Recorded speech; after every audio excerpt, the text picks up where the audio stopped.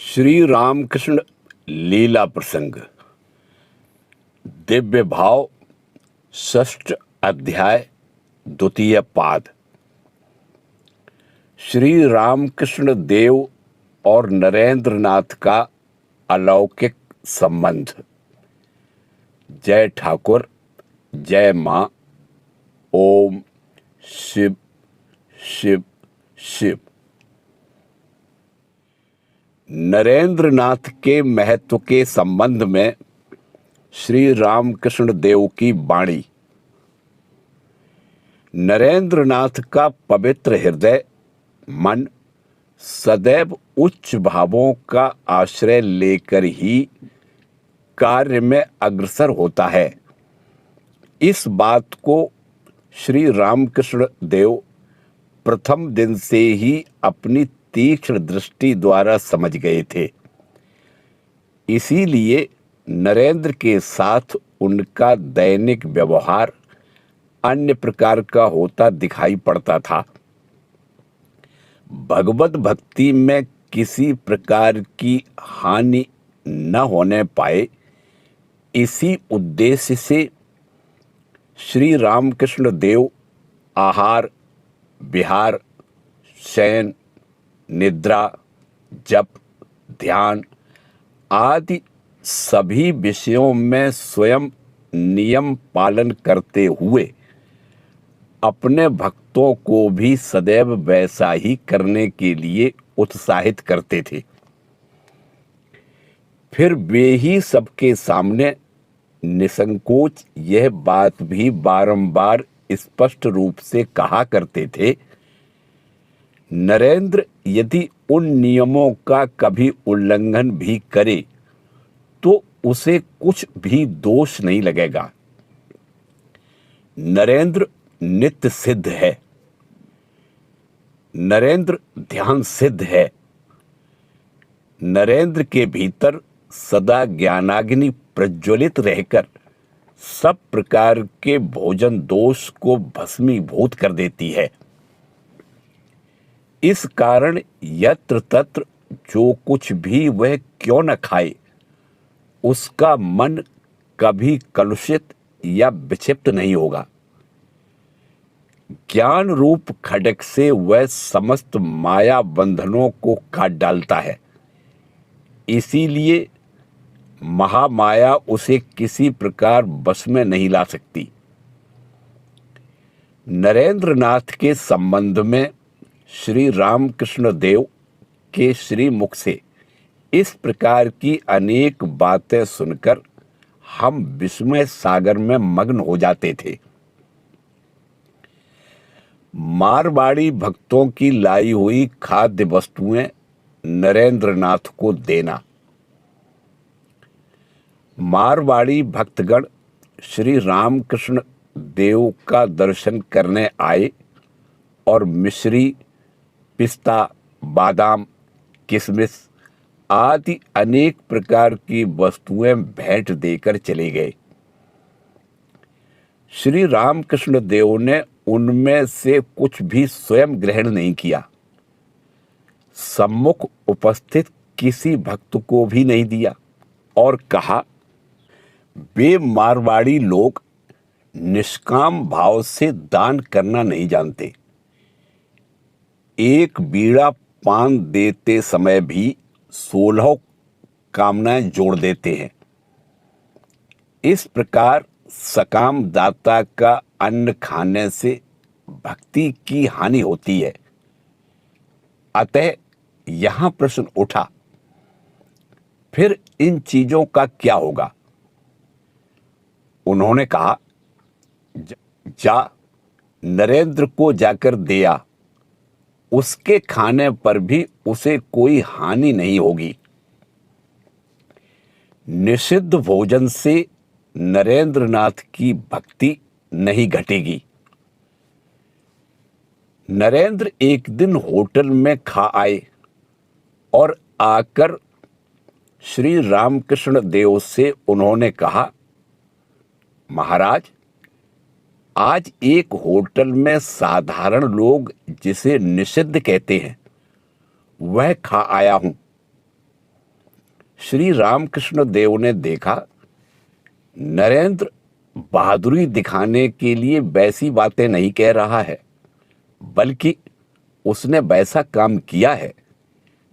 यह जानकर उसे स्पर्श करने या घर का लोटा, घड़ा आदि का व्यवहार करने में यदि उन्हें आपत्ति हो तो पहले से ही सावधान कर देने के लिए वैसा कह रहा है। ऐसा समझकर उन्होंने कहा, तुझे उसका दोष नहीं लगेगा। सूअर, गाय खाकर भी यदि कोई भगवान में मन रखता है तो वह हविष्यान जैसा हो जाता है, और साग भाजी खाकर यदि विषय भोग में डूबा रहे तो वह सूअर, गाय खाने वाले की अपेक्षा किसी अंश में कम नहीं है। तूने निषिद्ध वस्तु खाई है, उससे मुझे कुछ भी बुरा मालूम नहीं हो रहा है, किंतु दूसरों को दिखाकर बोले, इनमें से यदि कोई आकर यही बात कहता तो उसे मैं छू भी नहीं सकता। श्री रामकृष्ण देव के प्यार से नरेंद्र नाथ की उन्नति तथा आत्म विक्रय। इस प्रकार प्रथम दर्शन काल से ही नरेंद्र नाथ ने श्री रामकृष्ण देव से जैसे स्नेह और प्रशंसा पाई थी, उसी प्रकार सब विषयों में उन्होंने किस प्रकार स्वाधीनता पाई थी, यह आपको समुचित रूप से समझाना हमारे लिए असंभव है। महानुभाव शिष्य की आंतरिक शक्ति का यहाँ तक सम्मान रखकर उसके साथ सब बातों का व्यवहार करना जगत गुरुओं के जीवन इतिहास में अन्यत्र कहीं भी दिखाई पड़ता है या नहीं, इसमें संदेह है। श्री रामकृष्ण देव अपने मन की सभी बातें नरेंद्र नाथ को बताए बिना निश्चिंत नहीं हो सकते थे। हर विषय में उनका मत लेना चाहते थे। उनके साथ तर्क वितर्क कराकर समीप आगत व्यक्तियों की बुद्धि और विश्वास बल की परीक्षा कर लेते थे, और अच्छी तरह परीक्षा किए बिना किसी विषय को सत्य रूप से मान लेने के लिए नरेंद्र को कभी अनुरोध नहीं करते थे। फलतः श्री रामकृष्ण देव के इस व्यवहार ने नरेंद्र नाथ के आत्मविश्वास, पुरुषार्थ, सत्यप्रियता और श्रद्धा भक्ति को थोड़े ही समय में शत धाराओं में बढ़ा दिया था, और उनके असीम विश्वास और प्यार ने दुर्भेद्य प्राचीर की तरह चारों ओर खड़े रहकर असीम स्वतंत्रता प्रिय नरेंद्र नाथ को अनजान में सब प्रकार के प्रलोभन अथवा हीन आचरणों के हाथ से सदैव बचा रखा था।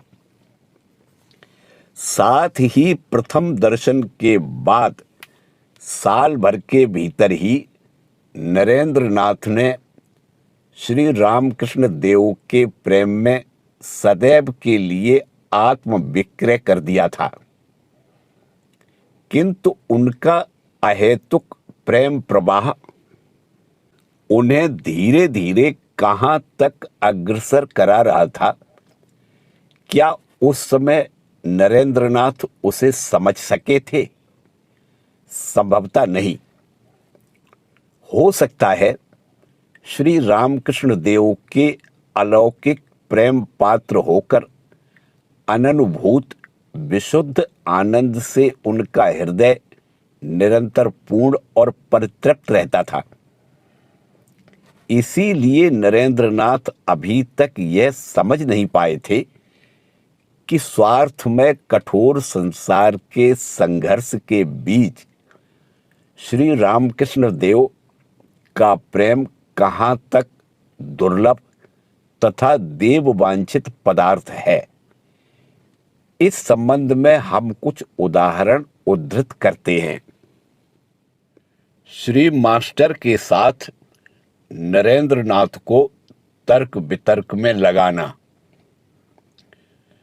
श्री रामकृष्ण देव के समीप नरेंद्र नाथ के आने के कुछ महीने बाद फरवरी 1882 ईस्वी में श्री रामकृष्ण कथामृत के लेखक श्रीयुत मास्टर दक्षिणेश्वर आए और उनका पुण्य दर्शन प्राप्त कर धन्य हुए। इस विषय को कि बराहनगर में रहते समय कैसे लगातार कई बार श्री रामकृष्ण देव के समीप आने का उन्हें मौका मिला था तथा उनके 2-4 ज्ञान गर्भित श्लेषपूर्ण वाक्यों ने उनके ज्ञानाभिमान को दूर कर उन्हें सदैव के लिए शिक्षार्थी के पद पर आसीन किया था, उन्होंने अपने ग्रंथ के किसी किसी स्थान में लिखा है। नरेंद्र नाथ कहते थे, उस समय एक दिन दक्षिणेश्वर में श्री रामकृष्ण देव के पुण्य संग में रात को मैं रह गया था। पंचवटी के नीचे कुछ समय मैं स्थिर होकर बैठा था। इतने में वे एकाएक वहां उपस्थित हुए और मेरा हाथ पकड़कर हंसते हुए बोले, आज तेरी विद्या बुद्धि का पता चल जाएगा। तू तो कुल 2.5 पास है, आज 3.5 पास वाला एक मास्टर आया है, चल उससे तू बात करना। लाचार होकर उनके साथ जाना पड़ा। उनके कमरे में श्री मास्टर से परिचय होने के अनंतर विविध विषयों पर वार्तालाप आरंभ हुआ। इस प्रकार हम दोनों को बातचीत में लगाकर श्री रामकृष्ण देव चुपचाप हमारा वार्तालाप सुनने तथा हमारे ऊपर ध्यान रखने लगे। बाद में श्री मास्टर के चले जाने पर उन्होंने कहा, पास करने से क्या होता है, मास्टर का मादा भाव है, बात नहीं कर सकता। इसी प्रकार मुझे दूसरों से तर्क वितर्क में लगाकर वे तमाशा देखा करते थे। भक्त केदारनाथ चट्टोपाध्याय। श्रीयुत केदारनाथ चट्टोपाध्याय श्री रामकृष्ण देव के गृहस्थ भक्तों में से एक थे। संभवतः नरेंद्र नाथ के दक्षिणेश्वर आने के कुछ समय पहले से वे श्री रामकृष्ण देव के पास आया जाया करते थे, किंतु उनका कार्य स्थल पूर्व बंगाल में ढाका शहर में होने के कारण दुर्गा पूजा आदि की छुट्टियों के अतिरिक्त अन्य समय वे उनके समीप प्रायः नहीं आ सकते थे। केदारनाथ भक्त साधक थे और वैष्णव शास्त्रों के भाव का अवलंबन कर साधन मार्ग में अग्रसर हो रहे थे। भजन कीर्तन सुनने पर उनके नेत्रों से अश्रुधारा बहती थी। अतः श्री रामकृष्ण देव सबके सामने उनकी बड़ी प्रशंसा करते थे। केदारनाथ का भगवत प्रेम देखकर ढाका के अनेक व्यक्ति उनके प्रति श्रद्धा भक्ति रखते थे कुछ लोग उनके उपदेश से धर्म जीवन गठित करते थे।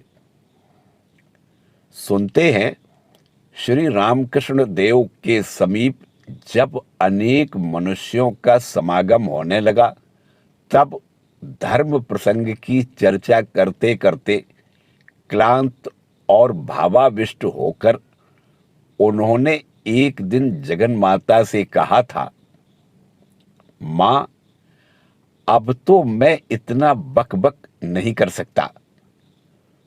तू केदार, राम, गिरीश और विजय को थोड़ी थोड़ी शक्ति दे दे, जिससे लोग उनसे कुछ सीखकर मेरे पास आएं और दो एक बातों से ही ज्ञान प्राप्त कर सकें। किंतु यह बहुत बाद की बात है। केदार की तर्क शक्ति तथा नरेंद्रनाथ के साथ प्रथम परिचय। एक समय श्रीयुत केदारनाथ कुछ दिनों के लिए छुट्टी लेकर कलकत्ता आए थे। उस अवसर पर वे बीच बीच में श्री रामकृष्ण देव के समीप आया करते थे। श्री रामकृष्ण देव भी साधक भक्त को सामने पाकर अत्यंत उत्साह से धर्म चर्चा करते और अन्य भक्तों से उनका परिचय करा देते थे। श्रीयुत नरेंद्रनाथ ने एक दिन श्री रामकृष्ण देव के समीप केदारनाथ को देखा और भजन गाते समय उन्होंने यह भी देखा कि केदारनाथ को भावावेश हुआ है। थोड़ी देर बाद श्री रामकृष्ण देव ने केदारनाथ के साथ भी कुछ क्षणों के लिए नरेंद्रनाथ को तर्क वितर्क में लगा दिया था। केदारनाथ अपने ढंग से अच्छा तर्क करते थे और प्रतिवादी के वाक्य की युक्तहीनता समय समय पर तीव्र श्लेष वाक्य प्रयोग में दिखा देते थे। एक दिन जिन बातों से उन्होंने वादी को निरस्त कर दिया था, श्री रामकृष्ण देव को वे बहुत अच्छी लगी। अतः उनके सामने किसी के द्वारा वैसा प्रश्न उठाने पर वे प्रायः कह दिया करते थे कि केदार ऐसे प्रश्नों का ऐसा उत्तर देता है। वादी का प्रश्न था, भगवान यदि यथार्थ में दयामय हैं तो उनकी सृष्टि में इतने दुख, कष्ट, अन्याय, अत्याचार आदि क्यों है? यथेष्ट अन्न उत्पन्न न होने के समय समय पर दुर्भिक्ष के कारण हजारों व्यक्ति क्यों मर जाते हैं? केदार ने उसके उत्तर में कहा था, दयामय होने पर भी ईश्वर ने अपनी सृष्टि में दुख, कष्ट, अल्पायु आदि रखने की बात जिस दिन निश्चित की थी, उस दिन की सभा में उन्होंने मुझे नहीं बुलाया था। अतः उस बात को मैं क्या समझूं? किंतु नरेंद्रनाथ की तीक्ष्ण युक्तियों से सबके सामने केदार को उस दिन निरस्त होना पड़ा था। श्री रामकृष्ण देव के पूछने पर केदार के संबंध में नरेंद्र का निज मत प्रकाश। केदार के चले जाने पर श्री रामकृष्ण देव ने नरेंद्रनाथ से पूछा, क्या रे, कैसा देखा? कैसी भक्ति देखी? भगवान के नाम से एकदम रो पड़ता है। हरि का नाम लेते ही जिसकी आंखों से अश्रुधारा बह चलती है, वह तो जीवन मुक्त है। केदार अच्छा आदमी है ना? पवित्र हृदय, तेजस्वी नरेंद्र नाथ ऐसे व्यक्तियों को जो धर्म लाभ अथवा किसी दूसरे कारण से पुरुष शरीर धारण करके भी नारी सुलभ भाव का अवलंबन करते हैं, हृदय से घृणा करते थे।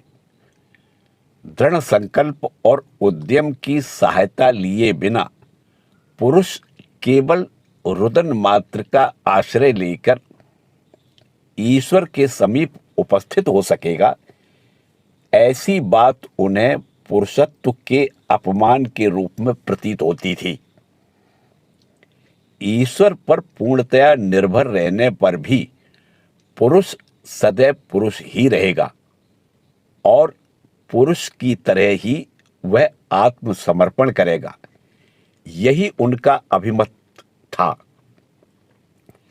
अतः श्री रामकृष्ण देव की उस बात का अनुमोदन न कर सकने के कारण उन्होंने कहा, महाराज, मैं कैसे जानूं? आप लोक चरित्र समझते हैं, आप ही बता सकते हैं। नहीं तो रुलाई देखकर अच्छा बुरा नहीं समझा जा सकता। एक टक देखते रहने से भी आंसू गिरने लगते हैं। फिर श्री राधिका के विरह सूचक कीर्तन आदि सुनकर रोने वाले प्रायः अपनी पत्नी के विरह को याद कर या अपने ऊपर वैसी अवस्था का आरोप कर रोने लगते हैं, इसमें कोई संदेह नहीं। ऐसी अवस्था से मेरे जैसा व्यक्ति पूर्णतया अपरिचित है। अतः वृंदावन छोड़कर मथुरा चले जाने पर श्री कृष्ण के विरह में राधिका आदि गोपियों का रुदन संबंधी कीर्तन सुनने पर भी दूसरों की तरह मुझे रुलाई नहीं आएगी। इस प्रकार नरेंद्रनाथ जिस बात को सत्य समझते थे, पूछे जाने पर श्री रामकृष्ण देव के निकट उसे सदा निसंकोच प्रकट कर देते थे। श्री रामकृष्ण देव भी उससे उन पर प्रसन्न ही होते थे, कभी रुष्ट होते नहीं दिखाई पड़ते थे, क्योंकि अंतर्दृष्टि संपन्न श्री रामकृष्ण देव निश्चित रूप से जान गए थे कि सत्यनिष्ठ नरेंद्र के भाव में कृत्रिमता कुछ भी नहीं है। साकारोपासना के संबंध में नरेंद्र की धमकी, राखाल को भय और श्री रामकृष्ण देव की बात से दोनों में पुनः मित्रता।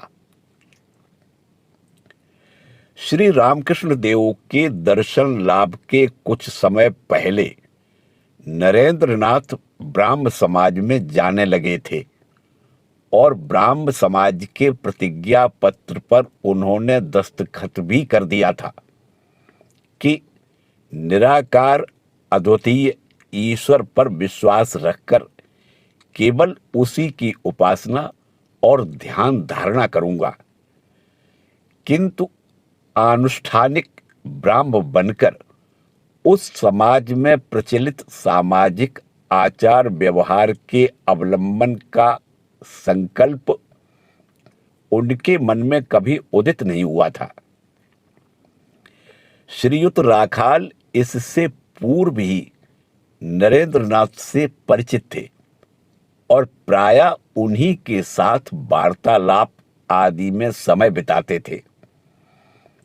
शिशु सदृश कोमल स्वभाव राखाल चंद्र नरेंद्रनाथ के प्रेमपूर्ण व्यवहार से मुग्ध होकर उनकी प्रबल इच्छा शक्ति द्वारा ही प्रायः सब विषयों में परिचालित होंगे, इसमें आश्चर्य की बात नहीं है। अतः नरेंद्रनाथ के परामर्श से उस समय उन्होंने भी ब्राह्म समाज के स्वीकृति पत्र पर हस्ताक्षर कर दिया था। इस घटना के थोड़े ही समय बाद राखाल चंद्र श्री रामकृष्ण देव का पुण्य दर्शन प्राप्त कर धन्य हुए थे और उनके उपदेश से साकार उपासना का सुप्त प्रेम राखाल के मन में पुनः जाग उठा। इसके कुछ महीने बाद नरेंद्रनाथ श्री रामकृष्ण देव के पास आए और राखाल को वहां देखकर बहुत प्रसन्न हुए। कुछ दिनों के अनंतर नरेंद्रनाथ ने देखा कि राखाल चंद्र श्री रामकृष्ण देव के साथ मंदिर में जाकर देव मूर्तियों को प्रणाम कर रहा है। सत्यपरायण नरेंद्रनाथ इससे असंतुष्ट हुए और राखाल को पूर्व प्रतिज्ञा स्मरण कराकर तीव्र भाव से उपालंब देने लगे। उन्होंने कहा, ब्राह्म समाज के स्वीकृति पत्र पर हस्ताक्षर करके पुनः मंदिर में जाकर मूर्ति को प्रणाम करने से तुम मिथ्याचार दोष से दूषित हो गए हो। कोमल स्वभाव राखाल मित्र की इस बात पर मौन रहे और तब से कुछ समय तक उनसे भेंट करने में भी भयभीत तथा संकुचित होने लगे।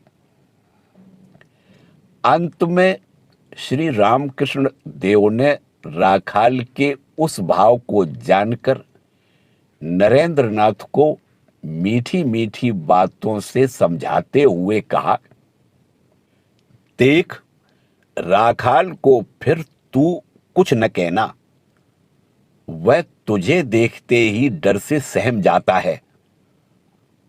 उसको अब साकार में विश्वास हो गया है, वह फिर क्या करे। क्या सभी व्यक्ति प्रारंभ से ही निराकार की धारणा कर सकते हैं? नरेंद्रनाथ भी उस दिन से राखाल के प्रति दोषारोप करने से विरत हो गए। अद्वैतवाद में विश्वासी करने के लिए श्री रामकृष्ण देव की चेष्टा तथा नरेंद्रनाथ का प्रतिवाद। नरेंद्रनाथ को उत्तम अधिकारी जानकर प्रथम दिन से ही श्री रामकृष्ण देव उन्हें अद्वैत तत्व के प्रति श्रद्धावान होने के लिए प्रयत्न करते थे। दक्षिणेश्वर में आते ही वे उन्हें अष्टावक्र संहिता आदि वेदांत ग्रंथों का पाठ करने देते थे। निराकार सगुण ब्रह्म की द्वैत भाव से उपासना में नियुक्त नरेंद्रनाथ की दृष्टि में उस समय वैसे ग्रंथ नास्तिक दोष युक्त प्रतीत होते थे। श्री रामकृष्ण देव के अनुरोध से थोड़ा सा पढ़ने के बाद ही वे स्पष्ट रूप से कह देते थे, नास्तिकता से यह किस प्रकार भिन्न है। सृष्ट जीव अपने को सृष्टा समझे, इससे अधिक पाप और क्या हो सकता है। मैं ईश्वर हूं, तुम ईश्वर हो, जन्म मरणशील सारे पदार्थ ही ईश्वर हैं। इससे अधिक अयौक्तिक बात और क्या हो सकती है। ग्रंथकर्ता ऋषि मुनियों का मस्तिष्क अवश्य ही विकृत हो गया था, नहीं तो ऐसी बातें वे कैसे लिख सकते। स्पष्टवादी नरेंद्रनाथ की यह बात सुनकर वे हंसते थे और उनके भाव पर आघात न पहुंचाते हुए कहते थे, तू इस समय उनकी बातें न लेना चाहे तो न ले, पर ऋषि मुनियों की निंदा और ईश्वर के स्वरूप की इतिश्री क्यों करता है। तू सत्य स्वरूप भगवान को पुकारता चल, उसके बाद वे जिस रूप में तेरे सामने प्रकट होंगे उसी पर विश्वास कर लेना। किंतु उनकी वह बात नरेंद्रनाथ प्रायः नहीं सुनते थे, क्योंकि युक्ति से जिसकी प्रतिष्ठा नहीं होती वह उनके सामने उस समय मिथ्या प्रतीत होता था, और सब प्रकार की मिथ्या बातों के विरुद्ध खड़े हो जाना उनका स्वभाव सिद्ध गुण था। अतः श्री रामकृष्ण देव के अतिरिक्त वे दूसरे लोगों से बातचीत करते समय अद्वैतवाद के विरुद्ध तरह तरह की युक्तियां देते और समय समय पर श्लेष वाक्य का भी प्रयोग करते थे। प्रतापचंद्र हाजरा। प्रतापचंद्र हाजरा नामक एक व्यक्ति उस समय दक्षिणेश्वर के बगीचे में रहते थे। प्रताप की आर्थिक अवस्था पहले की तरह अच्छी नहीं थी। इस कारण धर्म लाभ के लिए प्रयत्न करने पर भी धन की कामना उनके हृदय में प्रबल थी। अतः उनके धर्माचरण के मूल में प्रायः सकाम भाव ही रहता था, किंतु प्रकाश्य में वे उस बात को किसी को बताते नहीं थे, बल्कि सदा निष्काम उपासना की बड़ी बड़ी बातें कहकर लोगों की प्रशंसा पाने की चेष्टा करते थे। केवल इतना ही नहीं, धर्म कर्म करते समय प्रतिक्षण अपनी लाभ हानि का हिसाब लगाना उनका स्वभाव बन गया था, और संभवतः जप तप आदि के द्वारा किसी तरह सिद्धि लाभ करके अपनी धन कामना फलित कर सकेंगे, यह बात भी उनके मन में जब तब उठा करती थी। श्री रामकृष्ण देव प्रथम दिन से ही उनके मन का वैसा भाव ताड़ गए थे और उसको छोड़कर यथार्थ निष्काम भाव से ईश्वर को पुकारने के लिए उन्हें उपदेश देते थे।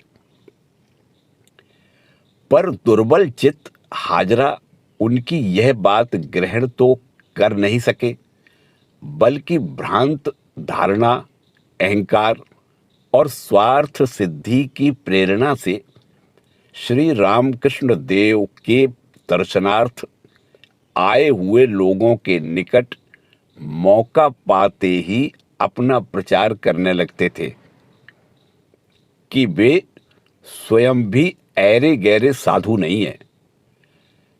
ऐसा आचरण करने पर भी संभवतः उनके हृदय में यथार्थ साधु होने की थोड़ी बहुत इच्छा थी, क्योंकि श्री रामकृष्ण देव ने उनके उन कार्यों को जान लेने पर भी और कभी कभी उसके लिए उनकी तीव्र भर्त्सना करने पर भी उन्हें वहां से एकदम निकाल नहीं दिया था, अपितु हम लोगों में से किसी किसी को उनसे अधिक मेल जोल न रखने के लिए सावधान कर दिया था और कहा था, मूर्ख हाजरा की भारी बनियाई बुद्धि है, उसकी बात मत सुनना।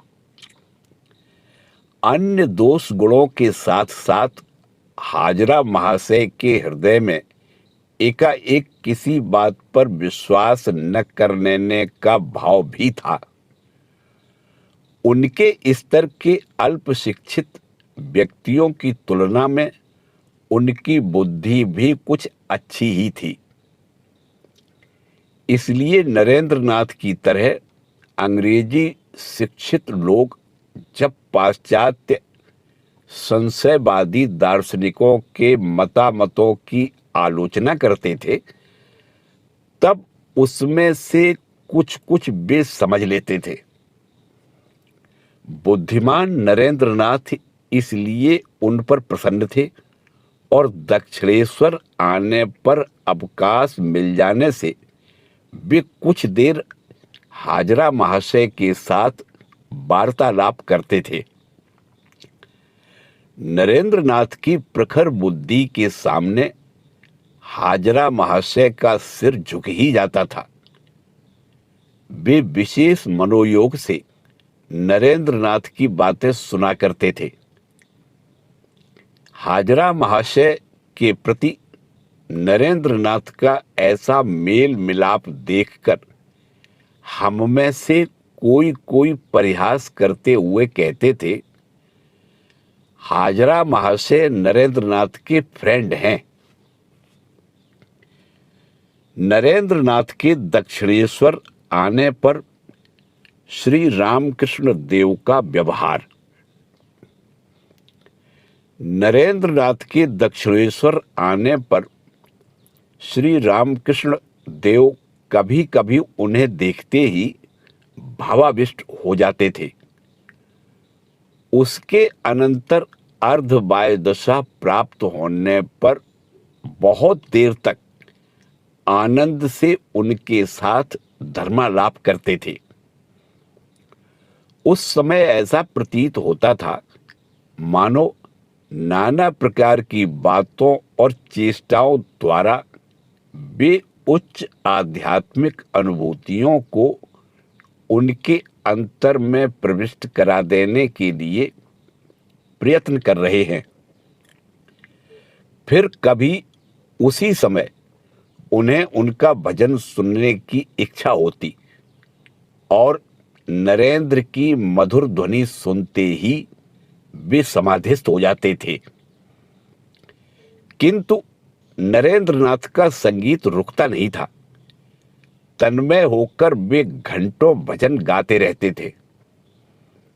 श्री रामकृष्ण देव फिर बाह्य ज्ञान प्राप्त होकर कभी नरेंद्रनाथ को कोई कोई विशेष संगीत गाने के लिए अनुरोध करते थे, किंतु अंत में नरेंद्रनाथ के मुख से जो कुछ है सो तू ही है, इस भजन के न सुनने तक उन्हें पूर्ण परितृप्ति नहीं होती थी।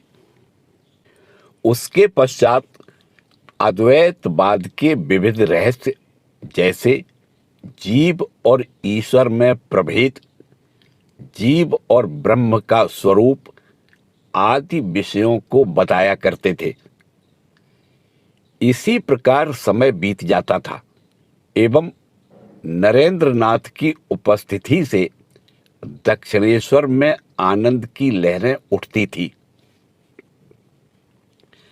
अद्वैत तत्व के संबंध में नरेंद्रनाथ का हाजरा के साथ हास प्रयास तथा श्री रामकृष्ण देव का भावावेश में नरेंद्र को स्पर्श करना। श्री रामकृष्ण देव ने एक दिन नरेंद्रनाथ से अद्वैत विज्ञान के जीव ब्रह्म की एकता सूचक अनेक बातें कही थी।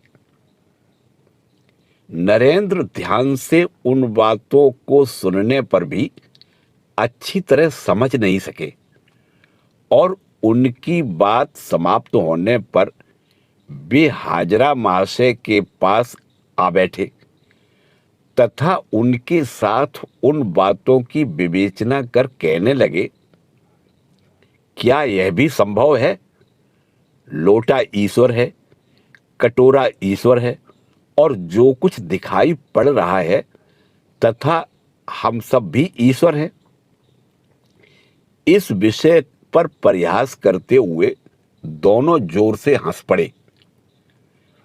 श्री रामकृष्ण देव उस समय भी अर्धबाह्य अवस्था में थे। नरेंद्र की हंसी सुनकर वे बालक की तरह पहनी हुई धोती को बगल में दबाए बाहर निकल आए और तुम लोग क्या कह रहे हो?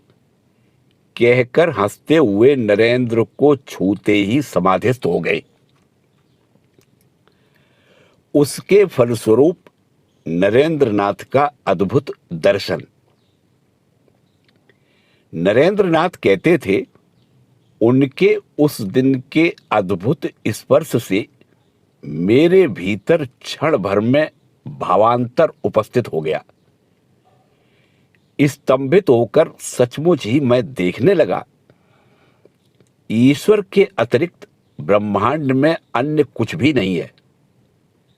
वैसा देखकर भी मैं मौन रहा। सोचा, देखूं कब तक ऐसा भाव रहता है। परंतु वह भावावेश उस दिन कुछ भी नहीं घटा। घर लौट आया, वहां भी वैसा ही। जो कुछ देखा सभी ईश्वर हैं, ऐसा प्रतीत होने लगा। खाने बैठा, देखा अन्न थाली परसने वाला और मैं भी उनके अतिरिक्त दूसरा नहीं। मैं 2-1 कौर खाकर स्थिर भाव से बैठा रहा। बैठा क्यों है? खाना। मां के कहने से होश में आने पर मैं फिर खाने लगा। इसी तरह खाते पीते सोते जागते तथा कॉलेज जाते समय वैसा ही दिखाई पड़ने लगा और सारा दिन न जाने कैसे उसी भावावेश में आच्छन्न रहा। रास्ते में चल रहा हूं, गाड़ियां आ रही हैं, देखता हूं, किंतु आज इस डर से कि ये अपने ऊपर आ जाएंगी, हट जाने की इच्छा नहीं होती थी। ऐसा लगता था जो वे हैं मैं भी तो वही हूं। हाथ पैर सुन्न हो जाते थे और खाने से भी तृप्ति नहीं होती थी। ऐसा मालूम होता था मानो कोई दूसरा व्यक्ति खा रहा है। खाते खाते कभी मैं लेट जाता था और कुछ देर बाद उठकर फिर खाने लगता था। एक दिन इसी तरह बहुत अधिक खा गया, परंतु उससे हानि कुछ भी नहीं हुई। मां डरकर कहती, देखती हूं तुझे कोई रोग हो गया है। कभी कभी यह भी कहती, अब यह नहीं बचेगा। जब वह आच्छन्न भाव कुछ घट जाता था, तब सारा संसार स्वप्न के समान प्रतीत होता था। हेदुआ तालाब पर टहलते हुए किनारे किनारे लोहे के घेरे की छड़ों पर सिर ठोककर देखता कि वे स्वप्न की हैं या सत्य हैं।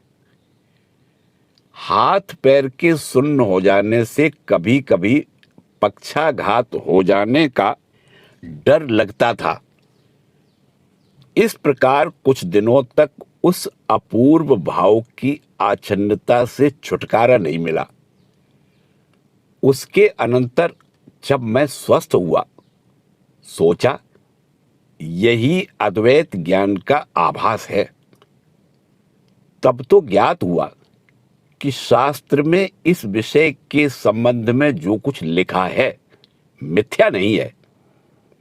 इसके बाद से कभी मुझे अद्वैत तत्व के विषय में संदेह नहीं हुआ। नरेंद्रनाथ के साथ ग्रंथकार के एक दिन के वार्तालाप का फल। एक दूसरी आश्चर्यजनक घटना के विषय में भी हमने नरेंद्रनाथ से किसी समय सुना था। सन 1884 ईस्वी के शीतकाल में जब हम उनसे विशेष रूप से परिचित हुए थे, तब उन्होंने उस घटना का उल्लेख किया था। परंतु हमारा अनुमान है कि वह घटना इसी समय हुई थी। अतः यहीं पर वह विषय आपको बतलाते हैं। हमें स्मरण है कि उस दिन दोपहर से कुछ पहले हम शिमला मोहल्ले में गौर मोहन मुखर्जी स्ट्रीट पर नरेंद्र नाथ के मकान में उपस्थित हुए थे और रात लगभग 11 बजे तक उनके साथ थे। श्रीयुत रामकृष्णानंद स्वामी जी भी उस दिन हमारे साथ थे। प्रथम दर्शन के दिन से ही हम नरेंद्र नाथ के प्रति जिस अलौकिक आकर्षण से आकृष्ट हुए थे, वह ईश्वर कृपा से उस दिन सहस्त्र गुना अधिक घनीभूत हो गया था। इससे पहले श्री रामकृष्ण देव को हम एक ईश्वर ज्ञानी व्यक्ति या सिद्ध पुरुष के रूप से ही जानते थे, परंतु उनके संबंध में नरेंद्र नाथ द्वारा कथित आज की हृदय स्पर्शी बातों ने हमारे हृदय में नए प्रकाश का संचार कर दिया। हमने समझा महामहिम श्री चैतन्य तथा ईसा मसीह आदि जगत गुरु महापुरुषों के जीवन इतिहास में वर्णित जिन अलौकिक घटनाओं पर हम अब तक अविश्वास करते आए हैं, वैसी घटनाएं श्री रामकृष्ण देव के जीवन में प्रतिदिन ही हो रही हैं। इच्छा या स्पर्श मात्र से ही वे शरणागत व्यक्ति को संस्कार बंधन से मुक्त करके भक्ति दे रहे हैं, समाधिस्थ करके अलौकिक आनंद का अधिकारी बना रहे हैं, अथवा उसकी जीवन गति को इस ढंग से आध्यात्मिक मार्ग में चला देते हैं जिससे वह ईश्वर दर्शन प्राप्त कर सदैव के लिए कृतार्थ हो जाता है। हमें स्मरण है श्री रामकृष्ण देव की कृपा प्राप्त करके नरेंद्र नाथ के जीवन में जो अलौकिक अनुभव हुए थे, उनके विषय में बातचीत करते हुए वे उस दिन हमें शाम को हेदुआ तालाब के किनारे घूमने ले गए थे और कुछ क्षणों तक अपने में मग्न रहकर अंतर का अपूर्व आनंद किन्नर कंठ से प्रकट किया था। गीत का भाव है, गौरांग राय प्रेम धन बांट रहे हैं, निताई चांद सबको आओ आओ कहकर बुला रहे हैं। तुम लोगों में से जिन्हें लेने की इच्छा है चले आओ।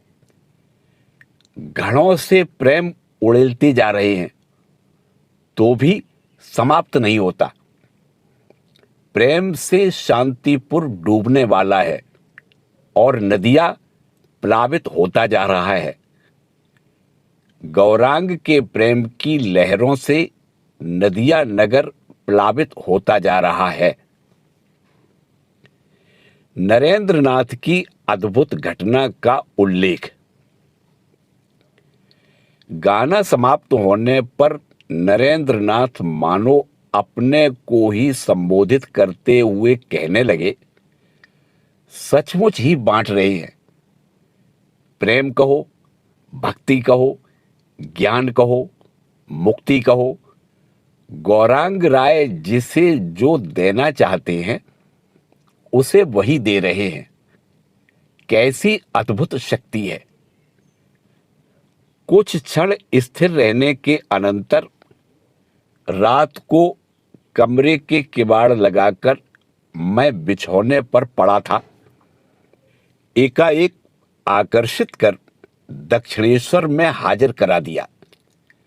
शरीर के भीतर जो है उसी को उसके बाद अनेक बातें और उपदेश सुनाकर लौटा दिया। सब कर सकते हैं। दक्षिणेश्वर के गौरांग राय सब कुछ कर सकते हैं। ग्रंथकार के मकान पर आकर नरेंद्र नाथ को अपूर्व अनुभव।